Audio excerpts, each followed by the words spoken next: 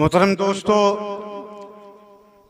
अब आइए इसके बाद आप सबके सामने एक ऐसी शख्सियत का नाम पुकारा जाए। मेरी मुलाकात उनसे गाहे बगाहे हुआ करती है। अपनी मुलाकातों के वक्त जो मैंने उनका चेहरा देखा, उनके जलवे जहां आरा का दीदार किया, लबों पे तबस्सुम, खिलती हुई पेशानी, भारी भरकम जिस्म, अल्हम्दुलिल्लाह उस आते ज़र्फ़ी के साथ सभी हज़रात से मुलाकात करते हैं और सभी की दावत पर सारे मजलिस में शिरकत भी करते हैं। मदरसा जामिया कामिलिया कोलही के जिम्मेदार हज़रत मौलाना बरकत हुसैन साहब मुद्ददिल्लाहुल आली हज़रत वाला से बसद अदब व एहतराम दरख्वास्त गुजार हूँ कि हज़रत वाला तशरीफ़ लाकर अपनी खिताब आलिया से हम सब सामईन को सरफराज करें। हज़रत मौलाना बरकत हुसैन साहब मुद्ददिल्लाहुल आली कि गुलों में रंग भरे बादे नौ बहार चले, चले भी आओ कि गुलशन का कारोबार चले। अल्हम्दुलिल्लाह अल्हम्दुलिल्लाहि व कफ़ा व सलामुन अला इबादिहिल्लज़ीना इस्तफ़ा अम्मा बाद फ़अऊज़ु बिल्लाहि मिनश शैतानिर रजीम बिस्मिल्लाहिर रहमानिर रहीम। लक़द काना लकुम फ़ी रसूलिल्लाहि उस्वतुन हसना सदक़ल्लाहुल अलीयुल अज़ीम। उलमाए ज़वील एहतराम, सामीन किराम, ख़वातीन इस्लाम, अस्सलामु अलैकुम व रहमतुल्लाहि व बरकातुहू। आइए हम और आप इंतहाई अक़ीदत व मोहब्बत के साथ अपनी और सारी कायनात के मरकज़ अक़ीदत जनाब अहमद मुज्तबा मोहम्मद मुस्तफ़ा सल्लल्लाहु अलैहि वसल्लम की बारगाह बेकस पनाह में दुरूद शरीफ का नजराने अक़ीदत पेश करें और पढ़ें अल्लाहुम्मा सल्लि अला सय्यिदना व शफ़ीअना व हबीबना मौलाना मुहम्मद मादनिल जूद वल करम व आलिहि किराम अजमईन। काबिल मुबारकबाद है बड़े भाई जनाब मोहम्मद ताहिर खान साहब कि अपने दरे दौलत पर बड़ी खूबसूरत और नायाब मजलिस मुनक़्क़िद फरमाई और मैं शुक्रगुजार हूँ मुख़य्यिर कौम आली जनाब हाफिज़ मोहम्मद अय्यूब साहब जिनकी मोहब्बत खींच लाई। आप देख रहे हैं हमारा स्टेज उलमाए किराम शोराए इज़ाम से बिल्कुल लैस है और इस मजलिस में बड़े मोहतरम शख्सियतें मौजूद हैं जिनमें एक नाम हमारे इस जवार के बड़े महबूब और बुजुर्ग शख्सियत अली जनाब सोहराब खान साहब। और स्टेज पर इस वक्त बड़ी मुसर्रत हुई एक अजीम हस्ती अभी थोड़ी ही देर पहले तशरीफ लाई जिनसे मेरी मुराद मुख़य्यिर कौम मोहसिन कौम अली जनाब हजरत अल्लामा क़मरुद्दीन खान साहब क़मर इंटरप्राइजेज मुंबई जो हमारी पुष्टपनाही फरमा रहे हैं और स्टेज पर हजरत अल्लामा हक़ीक़ुल्लाह खान साहब, हजरत अल्लामा हक़ीक़ुल्लाह आलिमी साहब और हजरत अल्लामा अब्दुल रज़्ज़ाक़ हाफिज़ साहब रज़ा साहब, दीगर उलमाए किराम और हमारे दारुल उलूम अशरफुल उलूम के असातिज़ा और ज़िम्मेदारान बिलख़ुसूस हजरत मौलाना क़मरुल हसन साहब, सारे लोग बैठे हुए हैं।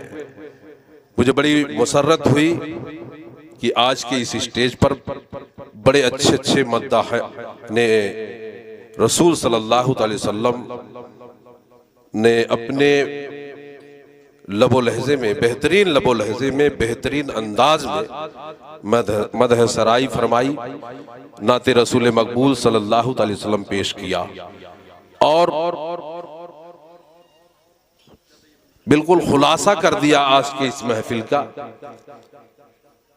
कि अगर हम अपने ईमान की सलामती चाहते हैं और हम अपने ईमान में मजबूती चाहते हैं या हम अपने ईमान की बका चाहते हैं तो ताजदारे कौनैन सल्लल्लाहु अलैहि वसल्लम से टूट टूट करके मोहब्बत करें और सब कुछ उनकी बारगाह में कुर्बान करें, क्योंकि ताजदारे कौनैन सल्लल्लाहु अलैहि वसल्लम ने फरमा दिया है ला युमिनु अहदुकुम हत्ता अकूना अहब्बा इलैहि मिन वालिदिही व वलदिही वन्नासि अजमईन।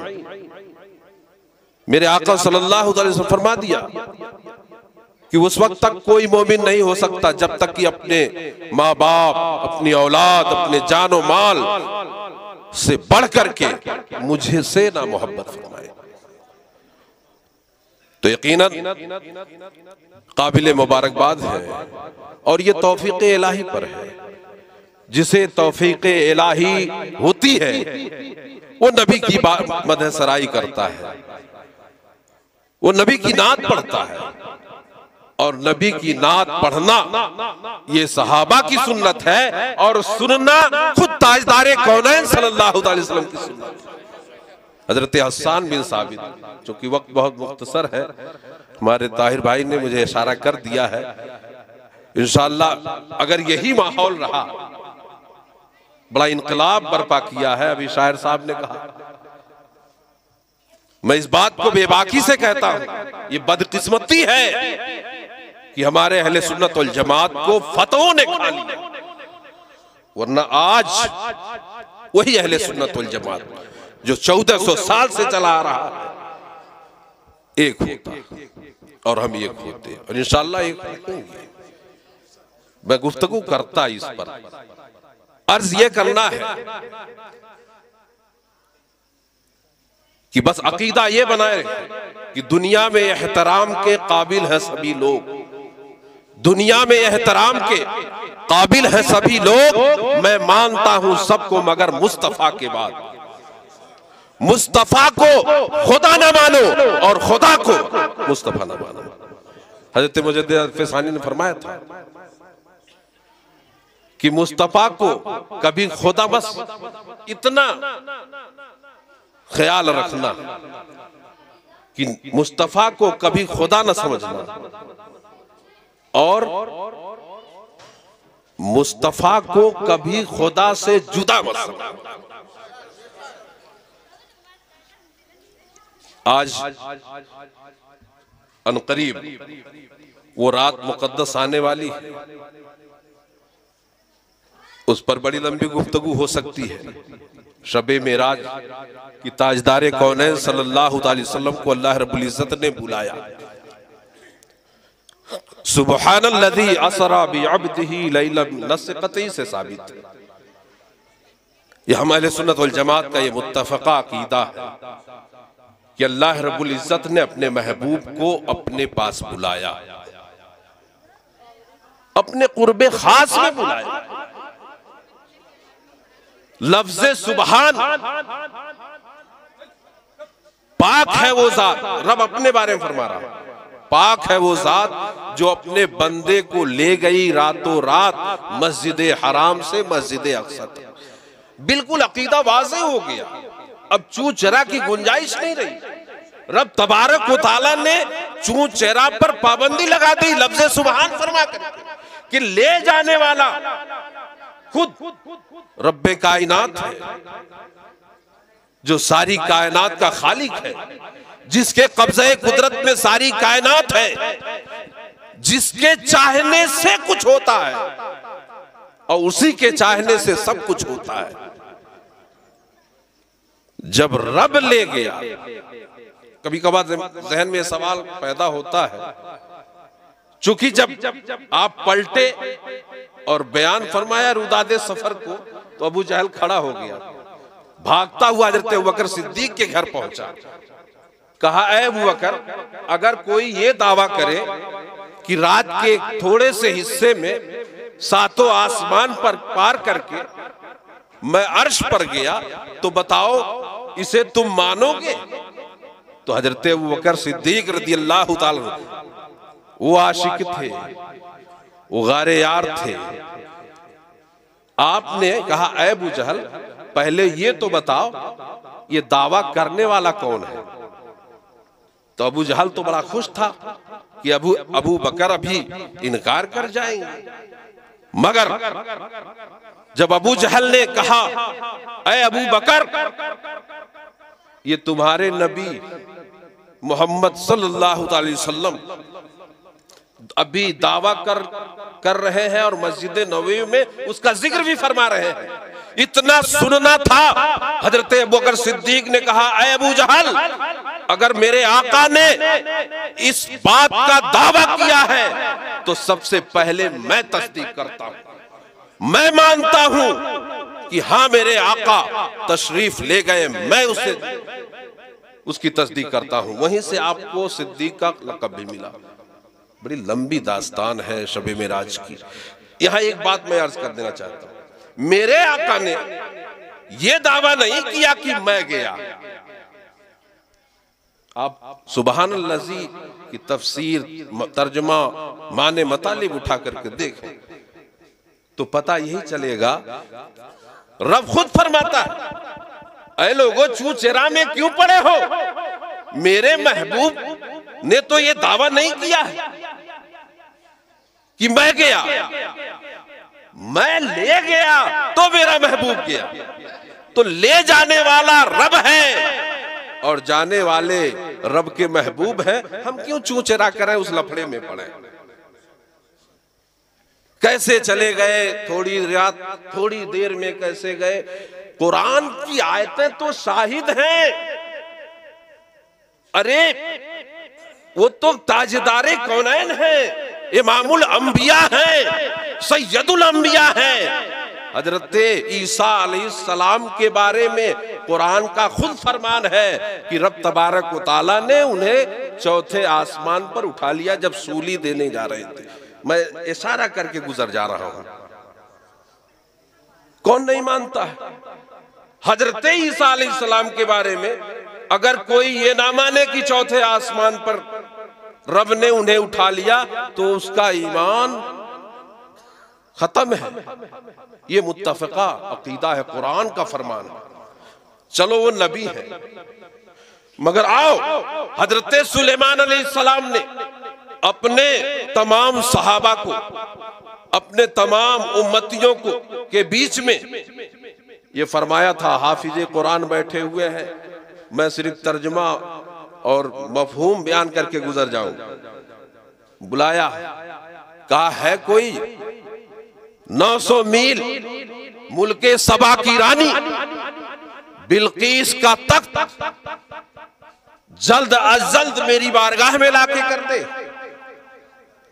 तो इफरीत नाम का वो जिन उठा, उसने कहा हाँ मैं ये मजलिस बर्खास्त होने से पहले लाकर के हाजिर कर दूंगा। मैं इस वाक़े को बयान करके ताजदारे कौनैन सल्लल्लाहु अलैहि वसल्लम की अजमत व शान का जरा अब मुलाहजा फरमाएं। सारे एतराजात और सारे मबाहिस बंद हो जाएंगे अगर कुरान को उठा करके पढ़ो कि हजरत सुलेमान अलैहिस्सलाम के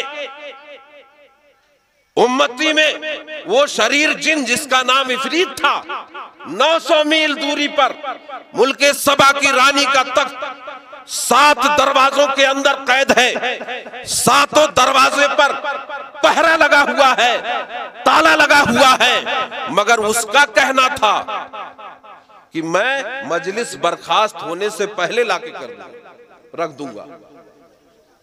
उसके अंदर ताकत आई कहां से? 900 मील दूरी, और कब, कितने देर में? तो हजरत सुलेमान अलैहिस्सलाम ने कहा इससे जल्दी, इससे पहले कोई शख्स ला सकता है?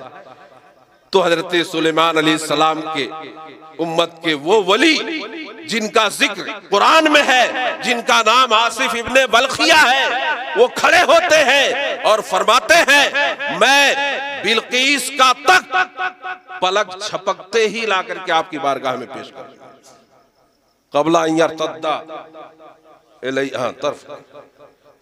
आंख पलक झपकते ही मैं ला करके रख दूंगा। और हुआ भी, पलक झपकना था।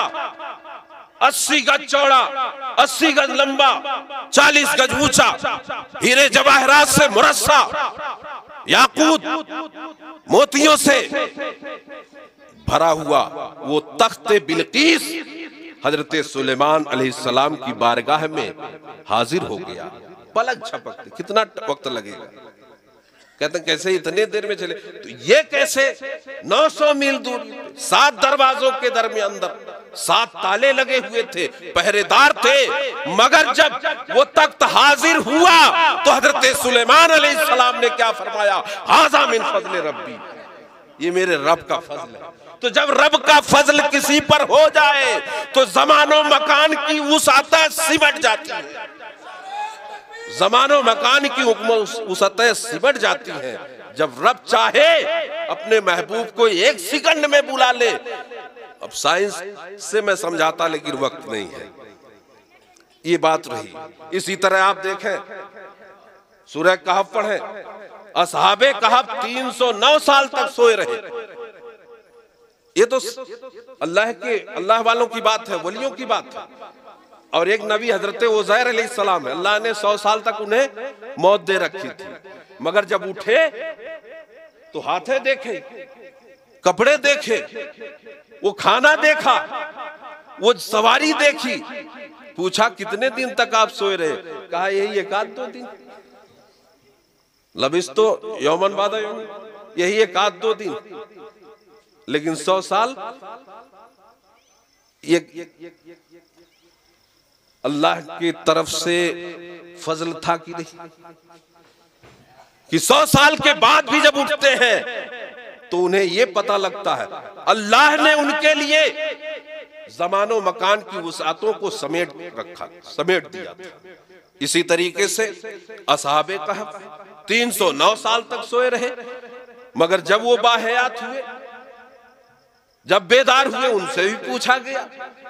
और एक चीज और है, वो तो सहाबा थे, वो नबी थे, उनके साथ जो जानवर थे, वो कुत्ता जो जलील माना जाता है, जो आप लोगों के साथ हो लिया था, उसने बरमला कहा था कि मुझे भगाओ नहीं, मैं अल्लाह वालों से मोहब्बत करता हूं, मैं सालिहीन से मोहब्बत करता हूं। ले लिया साथ में, गार के दरवाजे पर 309 साल तक वो भी पड़ा रहा।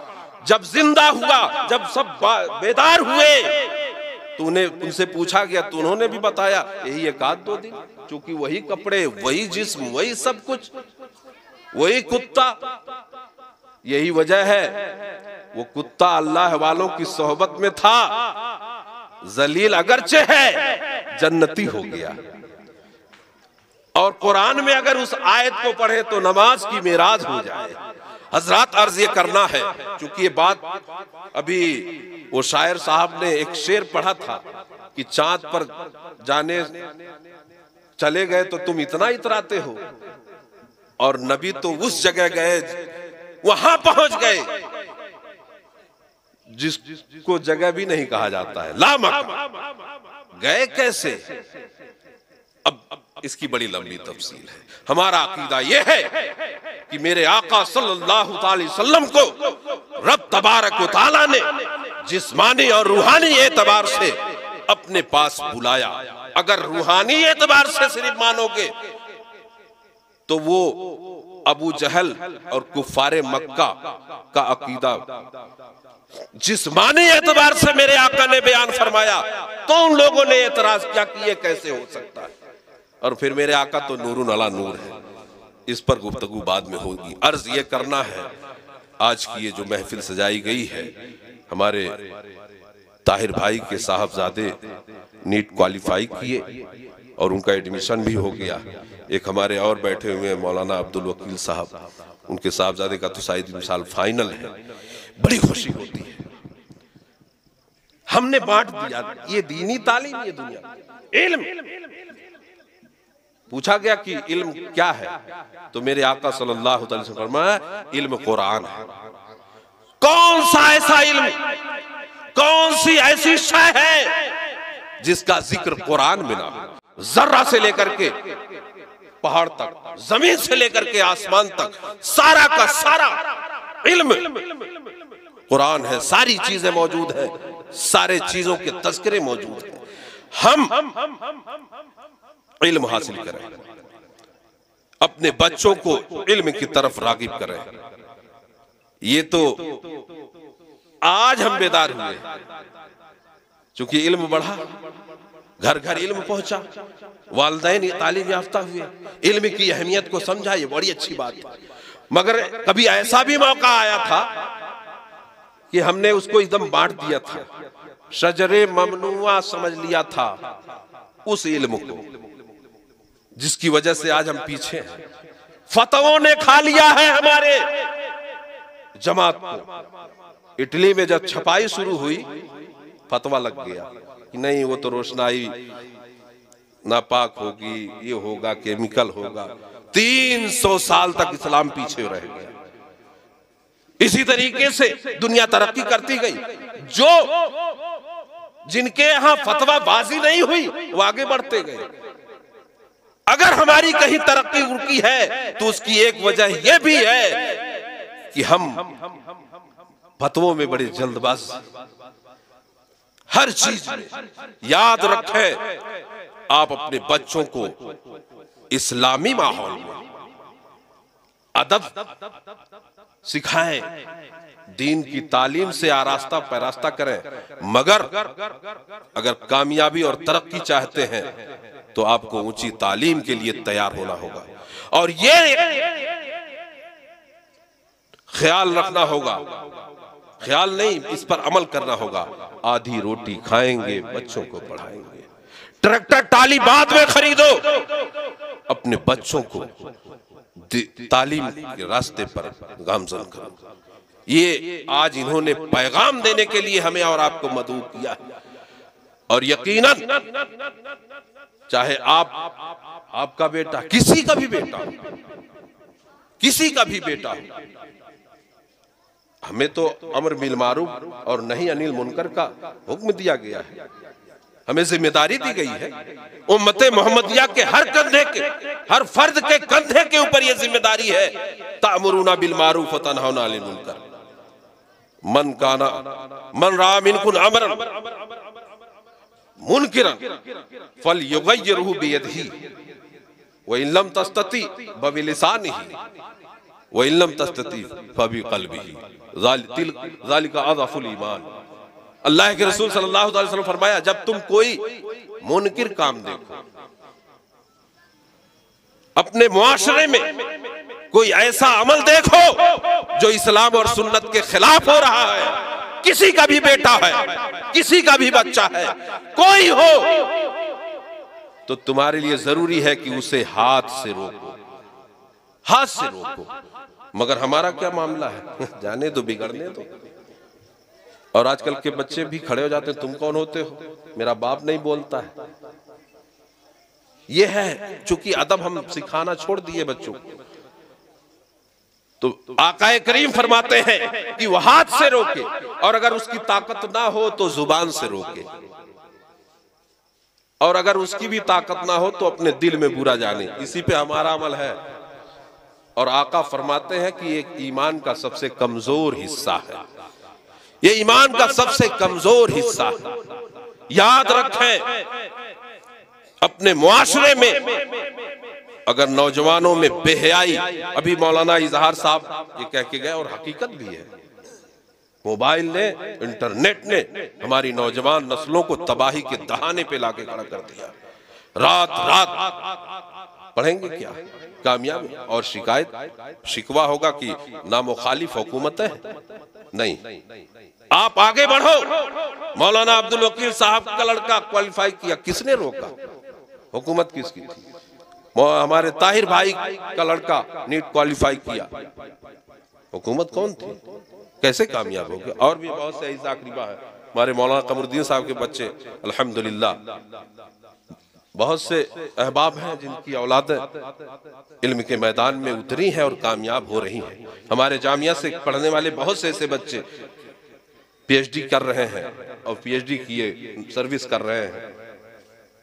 IIT की है, डॉक्टर एक हमारे हाफिज आफ्ताब है, उनकी बच्ची हमारे इदारे से पढ़ी है 8 तक, हाई स्कूल तक। उसने नीट क्वालिफाई बहराइच में, उसका पिछले साल ही सिलेक्शन हुआ। तो अर्ज ये करना, हमें बेदार होना है। और फिर इस्लाम का जो सबसे बेहतरीन हथियार ताजदारे कौनैन सल्लल्लाहु अलैहि वसल्लम ने दिया है, वो इखलाक़े हसना है। हुस्ने खुल्क़, इखलाक़े हसना के साथ अगर हम अपनी जिंदगी को गुजारें, मेरे आका सल्लल्लाहु अलैहि वसल्लम की उसवे हसना में सबसे अहम पहलू इखलाक़े हसना है। और इखलाक़े हसना ही इस्लाम है। इस्लाम के चार, बस 2 मिनट और आप लोगों का वक्त लूंगा।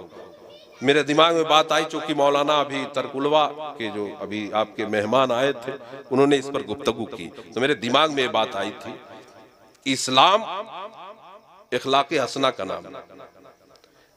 इस्लाम के जो 4 अरकान हैं, हम बहुत जोर देते हैं और देना भी चाहिए, अहमुल इबादत है, नमाज, रोजा, हज, ज़कात। ये 4 अरकान हैं, 4 पिलर हैं इस्लाम के, जिसमें नमाज सबसे अहम इबादत है। नमाज हो या रोजा हो या ज़कात हो या हज हो, ये सारे के सारे हमें इखलाक़े हसना का पैगाम देने के लिए अल्लाह और उसके रसूल ने हम पर वाजिब करा दिए हैं, फर्ज करा दिए। इसलिए कि नमाज को अगर उठा करके देखें, नमाज को सिर्फ रस्म ना बनाए, नमाज पढ़ो तो आगे जरा देखो, इन्ना सलात तनहा अनिल फहशाए वल मुनकर। नमाज बेशक बेहयाई और बुरी बातों से रोकती है। अगर नमाज पढ़ते हो, बेहयाई बुरी बातों से रुक रहे हो, तो यकीनन तुम बेहतरीन नमाजी हो। और अगर नमाज पढ़ते हो और फवाहिश और मुनकरात तुम्हारी जिंदगी में होते हैं, तो ये नाज मत करना, वो नमाज तुम्हारे मुंह पे मार दी जाएगी। इसलिए कि नमाज का ये पैगाम है, इन्ना सलात तनहा अनिल फहशाए वल मुनकर। इसी तरीके से रोजा, लअल्लकुम तत्तकून या अय्युहल्लज़ीना आमनू कुतिबा अलैकुमुस सियाम कमा कुतिबा अलल्लज़ीना मिन क़ब्लिकुम लअल्लकुम तत्तकून, ताकि तुम परहेजगार बन जाओ, इसलिए हमने रोजा तुम्हें दिया है। अब 1 महीना आप भूखा रहो, फवाहिश और मुनकरात में जिंदगी गुजरे, तकवा ना इख्तियार कर पाओ, मुत्तकी ना बन पाओ, तो वो रोजे तुम्हारे मुंह पे मार दिए जाएंगे। इसी तरह आगे बढ़ो, ज़कात पाकी हासिल करने के लिए, माल की में पाकी हो जाए, वो भी पैगाम देता है हुस्ने इखलाक का। इसी तरीके से हज का क्या है? ताजदारे कौनैन सल्लल्लाहु अलैहि वसल्लम फरमाया, जब हाजी हज कर लेता है तो गुनाहों से ऐसा पाक हो जाता है जैसे कि माँ के पेट से पैदा हुआ, जैसा कि उसने गुनाह किया ही नहीं, लेकिन शर्त लगा दिया, अगर वो फिस्को फजूर से बचे, अगर उस हाजी के हज करने के बाद फिस्को फजूर से वो बचता है, बदखुल्की और बदअखलाकी से अगर वो परहेज करता है, तो उसका हज मकबूल है, वरना हज मकबूल ना होगा, वो मार दिया जाएगा मुंह पर। एक टॉपिक और, ये तो मैंने इबादत का जिक्र किया, मगर मैंने जब सूरह माऊन पढ़ी, अराइतल्लज़ी युकज़्ज़िबु बिद्दीन, इस सूरत को हम अपनी नमाजों में पढ़ते हैं, नमाजों में पढ़ते हैं, लेकिन माने मतलब को जरा आप देखें, समझ कर पढ़े तो समझ में आया। मेरा रोंगटे खड़े हो गए। अराइतल्लज़ी युकज़्ज़िबु बिद्दीन, ऐ महबूब, क्या आप देखते नहीं कि लोग दीन को झुठलाते हैं? ये तर्जुमा है पहली आयत। ऐ महबूब, क्या आप देखते नहीं लोग दीन को झुठलाते हैं? तो दीन को झुठलाने वाले हैं कौन? फ़ज़ालिकल्लज़ी यदुउल यतीम, जो यतीमों को धक्का देते, वो दीन को झुठलाते, यतीमों पर शफकत नहीं करते। धक्का देने से मुराद ऊंची जगह से ढकेल देना नहीं, बल्कि उनके साथ बदसलूकी करते हैं, उनके माल को हड़पने की कोशिश करते हैं, उनके ऊपर जुल्म और सितम तोड़ते हैं। यतीम अल्लाह और उसके रसूल के नजदीक कितना मोहतरम है, आप जरा देखें। मेरे रब फरमा रहा है, क्या तुम देखते नहीं दीन को झुठलाते हैं? कौन लोग? फज़ालिकल लज़ी यदूल यतीम, जो यतीम को धक्का देते हैं, यानी यतीम के साथ बदसलूकी करते हैं, यतीम का माल हड़प जाते हैं। आकाए करीम सल्लल्लाहु अलैहि वसल्लम फरमाया कि यतीम के साथ शफकत करने वाला, उसने सलूक करने वाला बरोज़े महशर जन्नत में मेरे साथ इस तरीके से होगा। 2 उंगलियों का इशारा करें। और जो शख्स यतीम के सर पर हाथ फेरे, उसके हथेली के नीचे जितने बाल आएंगे, हर बाल के बदले अल्लाह नेकियां अता फरमाएगा।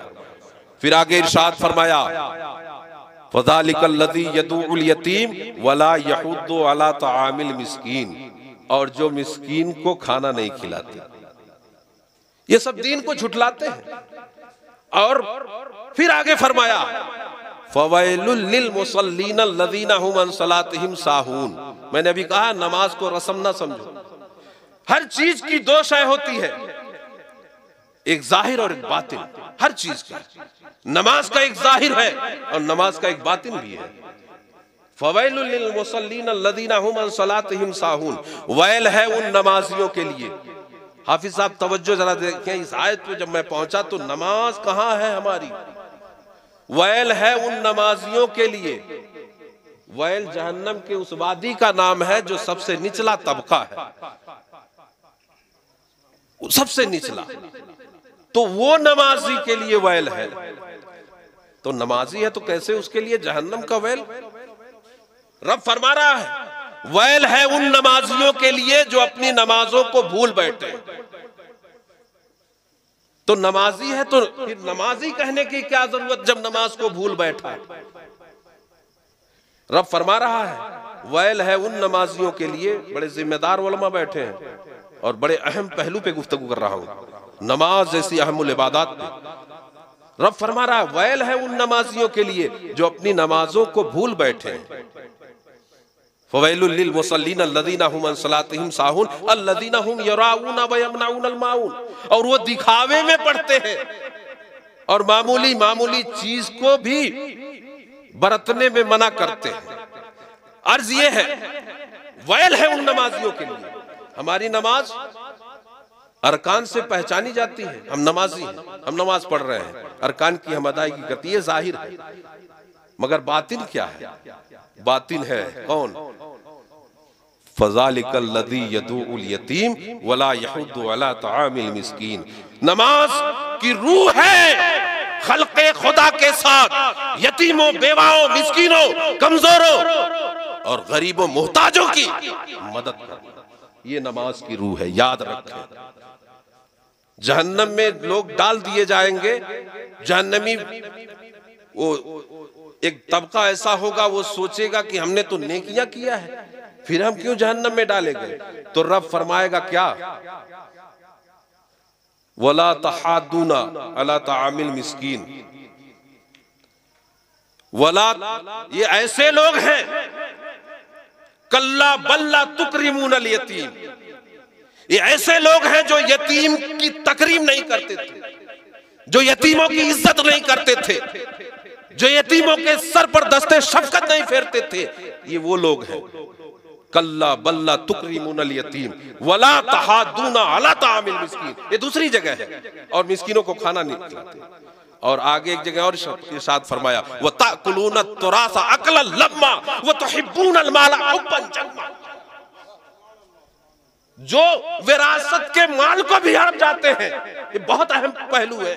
विरासत के बारे में कुरान ने एक बाब बांधा कुरान में, और हम उससे गाफिल हैं। रब फरमाता है वो ताकुलून तुरासा अकलन लम्मा, और विरासत का माल भी हड़प जाते हैं। विरासत का माल समझ रहे हैं? बाप छोड़ करके मेरा इंतकाल किया, प्रॉपर्टी, 4 भाई हैं, 100 रुपया छोड़ा है, 25-25 सबका है, 24 किसी का नहीं।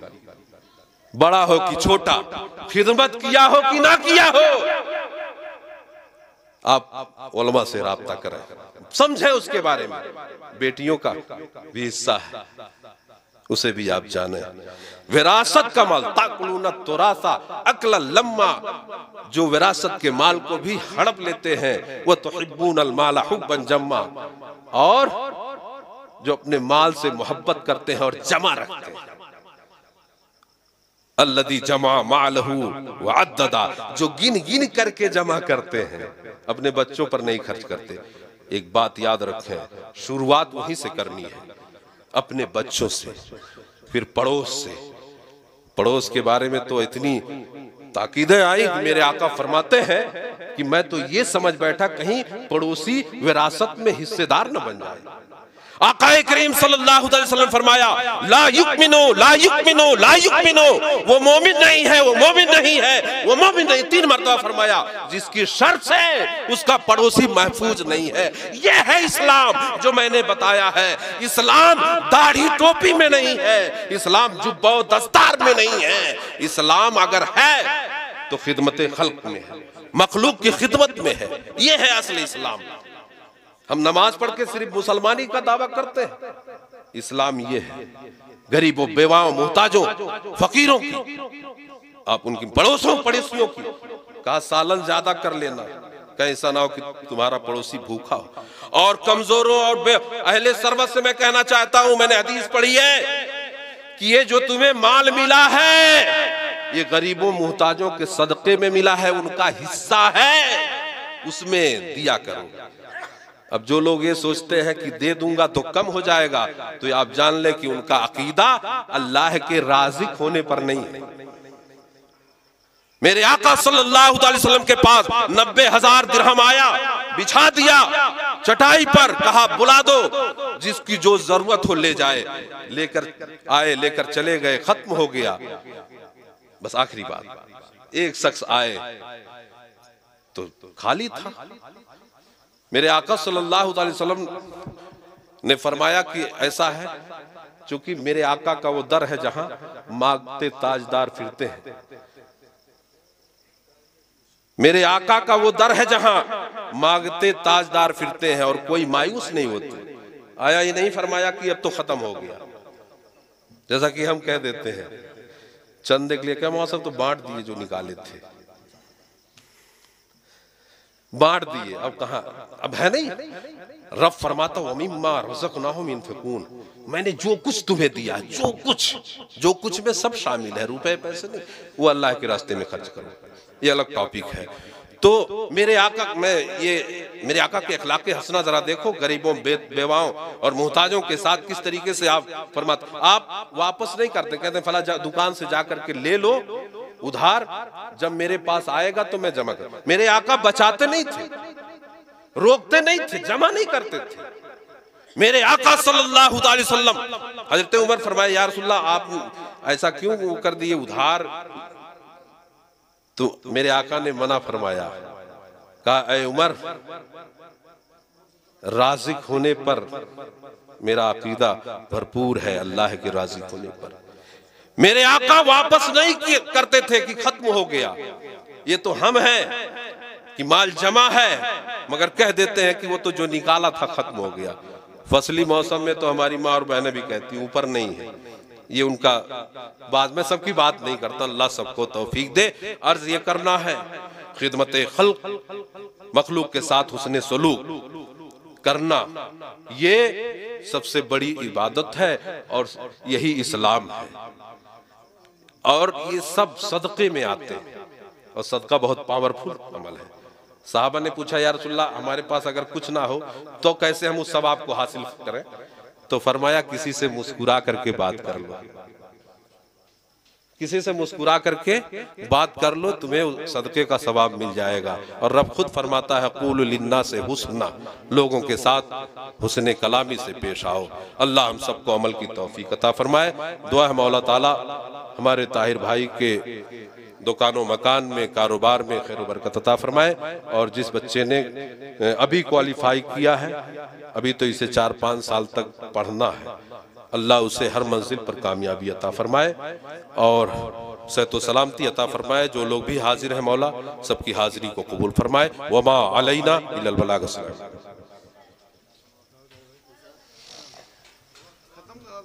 अला सय्यदना व शफीना व हबीबना मौलाना मोहम्मद मादिन जुद वल करम वालिहिल किराम अजमईन। बारहा आज की इस मुबारक महफिल को कबूल फरमा। जो लोग हाजिर हैं मौला सबकी हाजिरी को कबूल फरमा। मौला सबके ईमान अकीदे की सलामती अता फरमा। मौला हमारे उलमा ने जो कुछ बयान किया है कहने में और आप हज़रात के सुनने में कोई कोताही या कमी उसे माफ़ फरमा करके अपनी बारगाह में कबूल फरमा।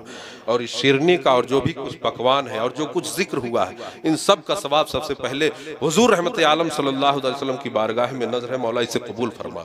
हुजूर रहमत आलम सल्लल्लाहु अलैहि वसल्लम के सदक़े तुफ़ैल तमाम अंबिया मुरसलीन अज़वाजे मुतहरात खुलफ़ाए राशिदीन जुमला अहले बैत किराम शुहदाए करबला तमाम सहाबी सहाबियात ताबईन तबे ताबईन अइम्मे मुज्तहिदीन औलियाए किराम रिज़वानुल्लाहि तआला अलैहिम और जुमला मोमिनीन मोमिनात जो इस दुनिया से वफात कर गए हैं मौला सबके अरवाह को नजर है मौला तू इसे कबूल व मकबूल फरमा।